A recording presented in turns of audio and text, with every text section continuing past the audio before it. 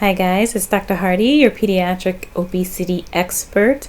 Thank you for tuning in again to my Pediatric News Briefs. And today I want to talk about an article. It is also in the Pediatric News. Been using this one and kind of just going through it.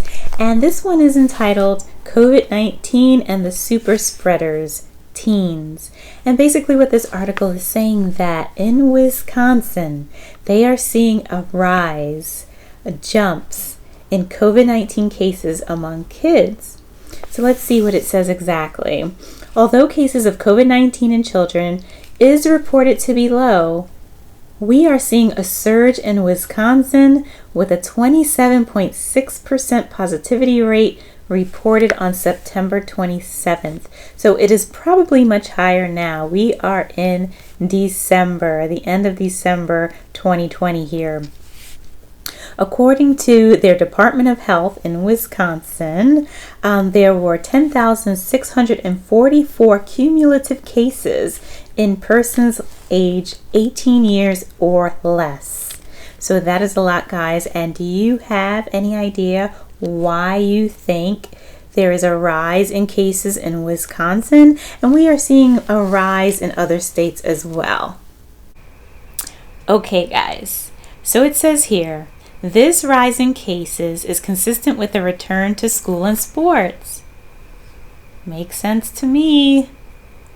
This population may not experience the level of illness seen in the older populations, with hospitalization rates of only 3% under the age of 9 years and 13% of those aged 10 to 19 years.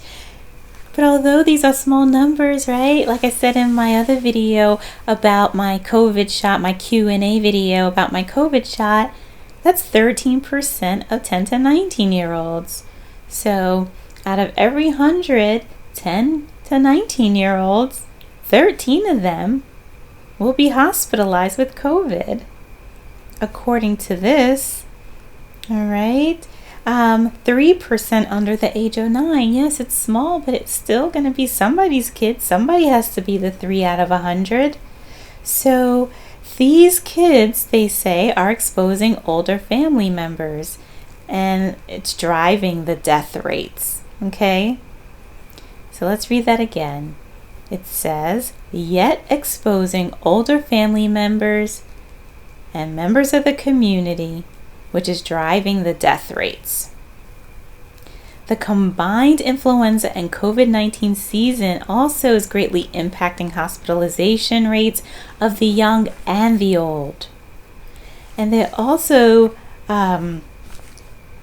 thinking that there may be a surge in pediatric cancer rates and autoimmune diseases secondary to these trends. So time will tell. It looks like they're expecting an aftermath here, okay?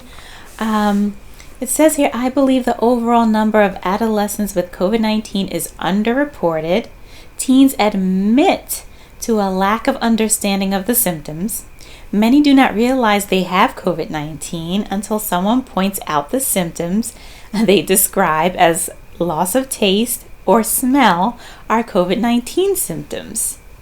Others say they do not report symptoms to prevent quarantine. I mean, are we surprised? Especially in the adolescent age group, developmentally, they just won't understand the repercussions of those types of actions. Additionally, others describe ridicule from peers if they have tested positive, and contact tracing identifies others potentially exposed and forced to sit out of sports because of quarantine. So this group can be dangerous, okay? They are embarrassed. They don't want to be the one that has COVID. They don't want to be pulled out of sports. Okay, they don't want to understand the symptoms, and most of them don't understand the symptoms until someone says, hey, you have a loss of taste. Oh, you're feeling kind of tired. You might have COVID. So what do you think, people?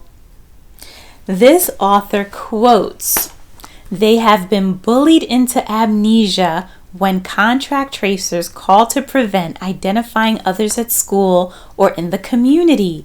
So they don't want to get their friends in trouble. They don't want to get their friends out of sport. So if they do admit they have COVID, they don't want to tell people who they've been around because then their friends are going to suffer.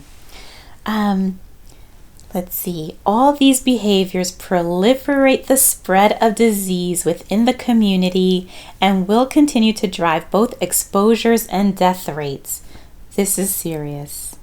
Teens in high schools require increased education of the symptoms of COVID, promotion of the flu vaccine, and knowledge of the impact they can have on preventing the spread of viruses.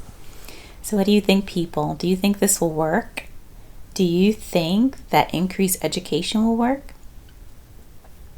Do you think that promoting the flu vaccine and the COVID vaccine will work in this age group?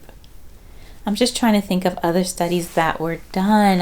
I do believe that, more education about contraception and safe sex and abstinence for sure did not decrease the rates of sexual activity in this age group. So much money was put into that. Safe sex, abstain from sex, and actually the rates increased, rates of STDs increased during that time period. So we have to know our audience here, and I'm not too convinced that that's going to work. What do you think, people? Let me know in the comments.